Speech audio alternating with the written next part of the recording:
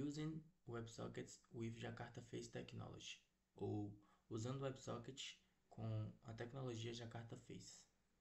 Esse foi o tema que eu e minha equipe ficou responsável por apresentar no seminário de GISO na disciplina de Desenvolvimento Web. Minha equipe é composta por mim, Frank Gabriel, pelo Pedro Henrique, Gabriel Francisco e o Paulo Eduardo. Olá pessoal, para guiar nossa apresentação aqui hoje, a gente criou um índice para dividir bem certinho o que a gente vai falar em cada slide e ficar bem organizadinho aqui a nossa apresentação. Bom, então a gente vai começar dando uma introdução e falar as motivações que a gente teve e que a gente achou por trás do tema. No segundo slide, a gente vai falar sobre os conceitos fundamentais do WebSocket separadamente. No terceiro e quarto slide, a gente já vai fazer uma integração do WebSocket com o Jakarta Face. A gente vai falar um pouco sobre essa integração. No quinto slide, a gente vai falar sobre a dupla @push e o push contest. No sexto slide, a gente vai falar um pouco também sobre os atributos da tag WebSocket. E já no sétimo slide, a gente já parte para a prática, mostrando como funciona de fato a integração dessas duas tecnologias. E na fase final da nossa apresentação, a gente vai apresentar também para vocês as dificuldades que a gente teve no desenvolvimento aqui, na criação dessa integração, né? E vai falar também das soluções que a gente encontrou. E por fim, vamos fazer uma conclusão e mostrar para vocês as referências que utilizamos na criação do conteúdo. Meu nome é Gabriel e agora eu vou falar um pouco sobre a nossa motivação para esse seminário. A gente sabe que hoje em dia que qualquer empresa ela precisa de dashboards que não travem, notificações que cheguem em tempo real, chats corporativos rápidos e aplicações que se atualizam instantaneamente, né? E durante anos o JSF padrão ele pecou um pouco nessa parte, porque ele fazia isso de uma forma extremamente lenta. E sem o push nativo, ele dependia do pooling, o Ajax periódico, ou precisava do Prime Faces ou outro recurso externo. E agora, como a gente tem a integração de WebSockets com JSF, isso basicamente acabou. Agora que o servidor vai conseguir empurrar dados para os clientes em tempo real, a conexão vai ficar aberta o tempo todo e a atualização vai ser instantânea. E os benefícios que a gente tem com essa integração, principalmente no JSF, é que vai eliminar completamente o pooling.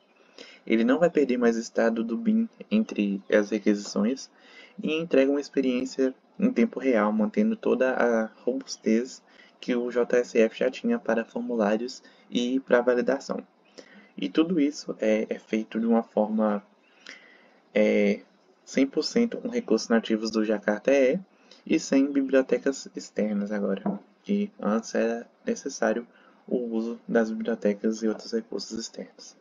Agora eu vou falar sobre alguns pontos do WebSocket que são importantes para entender a integração entre ele e o JSF. O WebSocket ele é um protocolo full duplex definido no RFC 6455, o que significa que dos dois lados, tanto o cliente e o servidor, podem enviar mensagens simultaneamente sem depender de requisições de ida e volta como no HTTP tradicional.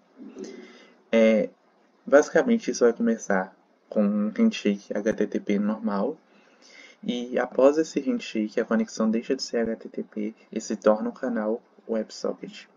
E a partir desse ponto a comunicação fica totalmente aberta e livre e permite que o servidor envie dados para o cliente a qualquer momento, que é algo essencial hoje em dia em sistemas com atualização constante, como chats, notificações, dashboards e também em aplicações de monitoramento, por exemplo. Já na parte da comunicação, o WebSocket mantém um canal contínuo, o cliente envia e o servidor também pode enviar quando quiser. Não existe a limitação request-response. Essa comunicação agora ela é bidirecional e elimina a necessidade de ficar perguntando ao servidor se algo mudou, que era feito com pooling ou com long pooling. E agora entrando na parte da conexão, o WebSocket mantém a conexão aberta durante toda a sessão ou enquanto a view estiver ativa. E é um canal único e persistente, diferente de tecnologias como o Ajax, que abriu uma conexão para cada requisição. E esse fato reduz muito a sobrecarga, porque não há mais aquele fluxo repetitivo de abrir conexão, enviar cabeçalho, receber resposta e depois fechar a conexão. Agora tudo flui de uma mesma maneira em um canal só. E em relação à eficiência, os benefícios são que a latência diminui drasticamente, porque os dados chegam praticamente em tempo real. O tráfego também é menor, porque não existe cabeçalhos HTTP sendo enviados ao mesmo tempo, o tempo todo.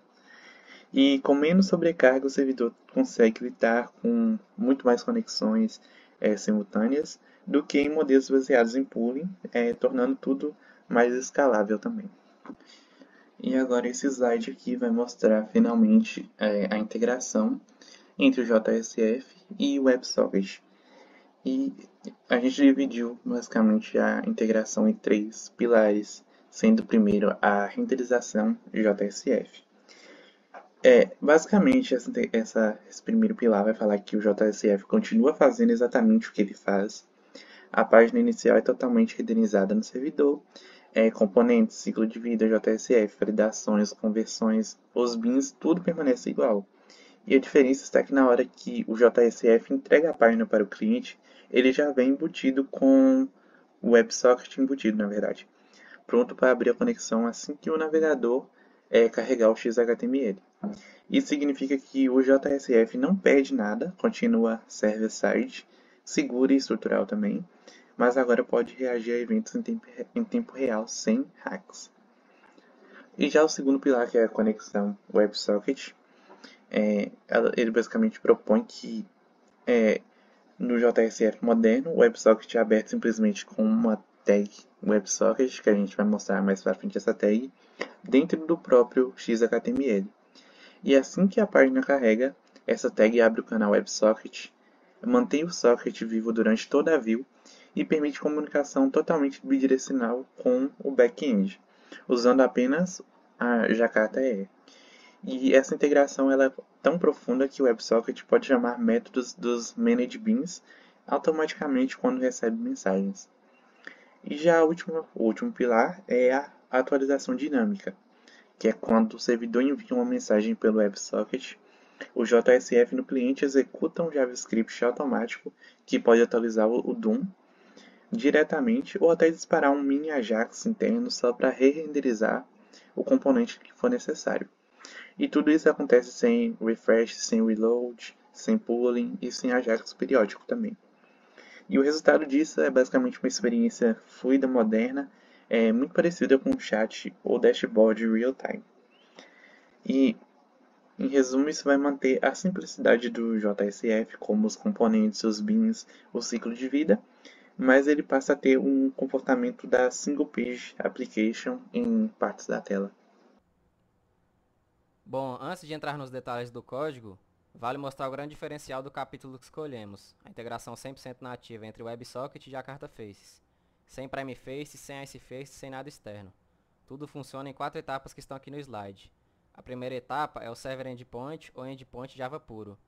O WebSocket puro da JSR 356 ainda existe, mas não é necessário aqui, o JSF já traz tudo embutido. A segunda etapa é o CDI Bean, Named mais ViewScoped. O bin normal do JSF recebe o push context injetado automaticamente. Quando queremos enviar algo, basta chamar o push send e pode ser um método estático, em um evento CDI ou em qualquer ação do usuário. Na terceira etapa, JavaScript no Facelets, usamos a tag WebSocket, que já abre o WebSocket, escuta o canal e executa automaticamente a função JavaScript que nós definimos no onMessage. Essa função, junto com o command script, atualiza o DOM ou dispara o PrimeFace se tivesse, mas no nosso caso atualiza só o JSF puro.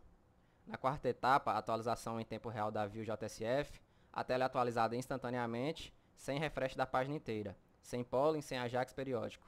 Só chega a mensagem e o componente JSF é re-renderizado na hora. Essa é a grande evolução do Jakarta Face 4.0. Ele finalmente eliminou a maior crítica histórica que tinha, que era a dependência de polling ou de frameworks comerciais para fazer coisas em tempo real. Hoje, com apenas recursos nativos da plataforma, conseguimos fazer exatamente o mesmo que o PrimeFace Push fazia há 10 anos, só que mais leve, mais padrão e totalmente portável. Um dos pontos mais importantes do capítulo é entender como o servidor empurra a mensagem para os clientes. E isso é feito com a anotação push e push context. No nosso projeto, criamos um bin simples chamado contador bin, ou chat bin, no caso do chat, que é view scoped e implementa serializable. A mágica acontece com essas duas linhas. E aqui é injetado automaticamente pelo CDI. O push é uma qualifier nativa do Jakarta Faces 4.0, não precisa de biblioteca externa. O push context é injetado automaticamente pelo container via CDI. Quando queremos enviar algo para todos os clientes conectados naquele canal, basta fazer push send e o valor pode ser string, integer, objeto, qualquer coisa serializável. No caso do chat, enviamos a mensagem completa ou o objeto que representa a mensagem. O push send serializa o objeto e entrega instantaneamente para todos os clientes que estão ouvindo aquele canal, via WebSocket. Isso é exatamente o que substitui o polling antigo do JSF. Em vez de o cliente ficar perguntando se chegou algo, o servidor avisa na hora que chegou. E resumindo, o push define o canal, o push context é o objeto que faz o envio, o push send entrega a mensagem imediatamente para todos os clientes conectados, e é tudo 100% nativo do Jakarta Enterprise Edition. Essa tabela aqui resume tudo que a especificação do Jakarta Faces 3.0 mais define e que usamos, ou poderíamos usar no nosso projeto. Channel é obrigatório e é o nome único do canal. No caso, nós usamos chat sala 1, mas poderia ser qualquer string. Scope não é obrigatório. O padrão é view e nós trocamos para application, para criar um canal global que todos os usuários compartilham. Foi exatamente o que resolveu a dificuldade 3.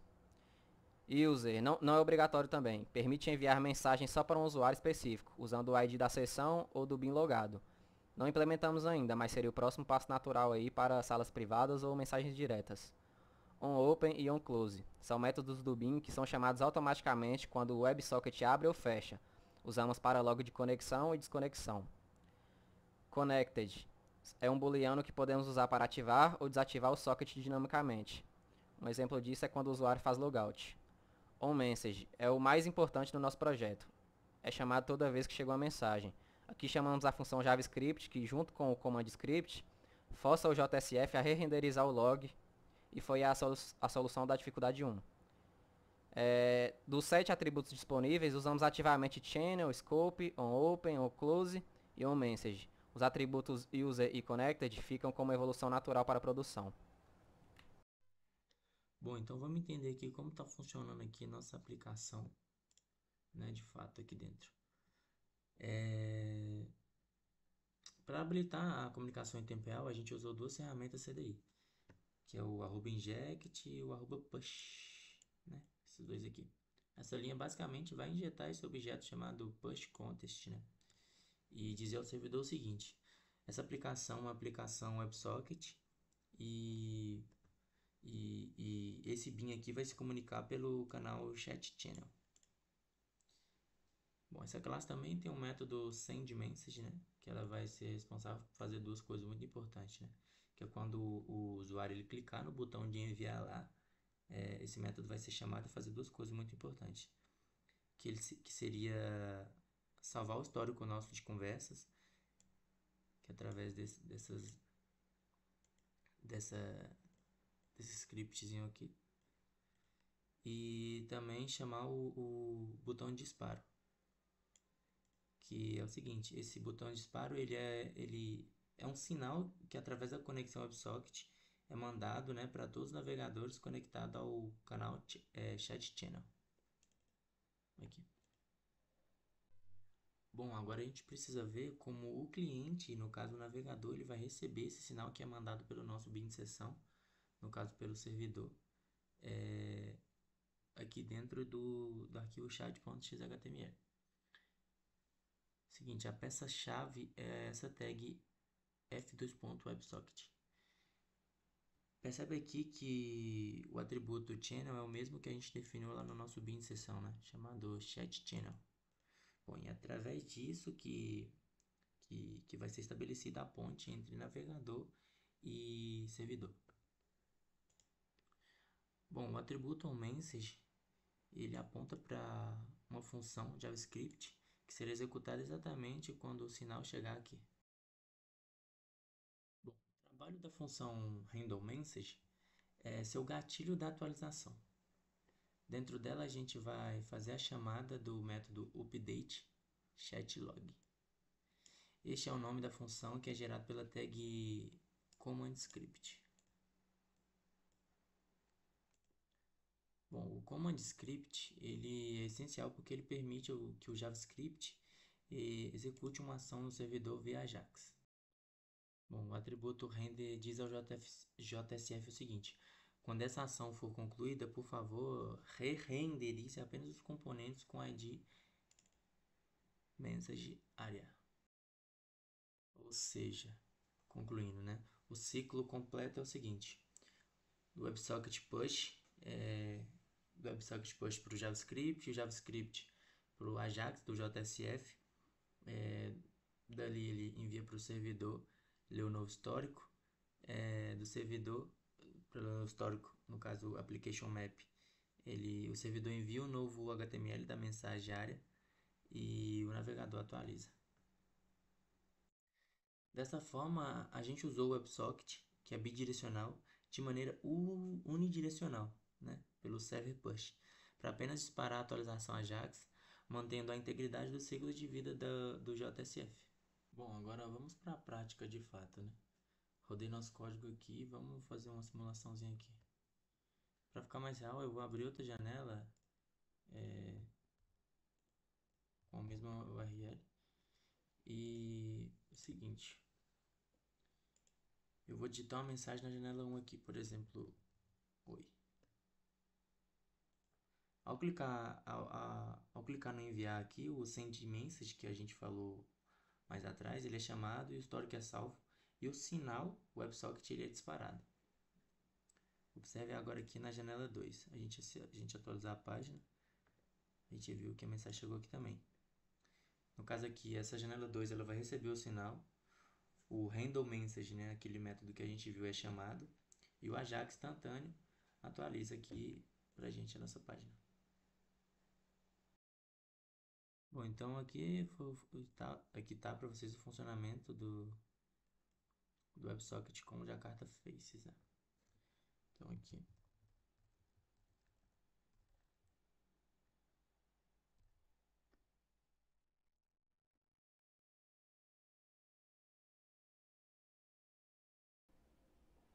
Agora vamos falar das dificuldades reais que enfrentamos, que são exatamente as que o capítulo avisa e que todo mundo quebra a cabeça. A nossa primeira dificuldade foi a atualização automática da UI. A mensagem chegava perfeitamente no cliente via WebSocket, mas o JSF simplesmente não atualizava a tela. O OnMessage chamava o JavaScript puro e o componente do JSF ficava basicamente cego. Testamos de tudo até descobrir que precisávamos de um command script, que dispara um Ajax vazio para forçar o re-render só da área de mensagens. Aqui na nossa segunda dificuldade, o WebSocket não abria em nenhum navegador. Passamos horas achando que o erro era nosso, até descobrir que o endpoint do JSF vem desativado por padrão. A solução foi bem simples em uma única linha do WebXML, que era basicamente ativar o Jakarta Faces Enable WebSocket Endpoint, e colocamos ele igual a true. A nossa terceira dificuldade, as mensagens só apareciam para quem enviou, ou seja, quando finalmente conectava, cada usuário só via as próprias mensagens. O motivo era, o WebSocket tem escopo implícito de sessão. Corrigimos trocando para o escopo de aplicação. Aí o canal virou global e todo mundo passou a receber tudo em tempo real. E a nossa quarta dificuldade foi o race condition no log compartilhado. O que isso significa? Quando dois ou mais usuários enviavam mensagens quase ao mesmo tempo, o log no application map ficava intercalado ou até perdia as mensagens. É o clássico problema de concorrência em ambiente multithread. No nosso demo acadêmico isso é aceitável. São poucos usuários testando ao mesmo tempo, mas já sabemos a solução para a produção. Trocar a string concatenada por um copy on write array list ou colocar o método de envio dentro de um bloco synchronized. Essas 4 dificuldades são exatamente as armadilhas mais comuns desse capítulo. Todas elas aparecem no código final e foram testadas com várias abas abertas simultaneamente e superadas com soluções 100% nativas do Jakarta Faces. Bom, e aqui agora falando um pouco sobre as soluções de cada dificuldade. Para a primeira dificuldade, quando a mensagem chegava via WebSocket, o JSF simplesmente não atualizava a tela, né? Então a solução foi usar o WebSocket onMessage Update Chatlog, junto com o Command Script, que dispara um Ajax vazio. Esse truque força o JSF a re-renderizar apenas o log de mensagens, sem precisar de um submit tradicional. Aqui foi o ponto mais crítico do capítulo, né? E nós conseguimos resolver ele aí com recursos nativos. Para nossa segunda e terceira dificuldade, em que o WebSocket não conectava de jeito nenhum e quando conectava, cada usuário só via as próprias mensagens, nós descobrimos que eram dois problemas juntos. O primeiro problema, o endpoint do JSF vem desativado por padrão. Então nós resolvemos aí com o parâmetro Jakarta Faces Enable WebSocket Endpoint igual a true no nosso arquivo web.xml. E o segundo problema é que o canal estava com escopo implícito de sessão. Então nós basicamente trocamos ele para o escopo de aplicação. Com essas duas linhas, o canal passou a ser global e todos os clientes começaram a receber as mensagens em tempo real. E, na nossa última dificuldade, né, a quarta dificuldade, quando dois ou mais usuários enviavam mensagens quase que ao mesmo tempo, acontecia o race condition no log, que nós guardávamos no application map. Na demo acadêmica isso é aceitável, né, mas como já falamos, em produção não é.